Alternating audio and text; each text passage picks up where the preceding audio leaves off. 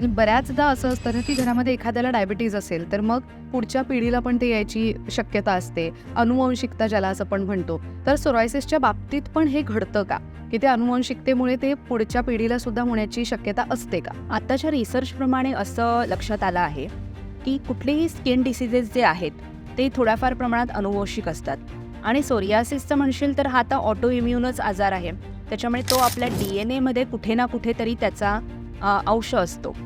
जेव्हा कधी काही ट्रिगर फॅक्टर होतो, जसं खाण्यापिण्यामध्ये आपण खूपच जास्त अपथ्य केले किंवा मानसिक स्ट्रेस खूप जास्त वाढला आहे, इमोशनल स्ट्रेस वाढला आहे, तेव्हा हा ट्रिगर फॅक्टर होऊन त्वचेवरती सोरियासिस दिसायला सुरुवात होतं.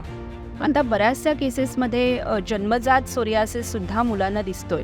तर त्यावरून मेडिकल सायन्स अशा रिसर्चवरती आला आहे की सोरियासिसमध्ये बऱ्याच अंशी अनुवंशिकता दिसते.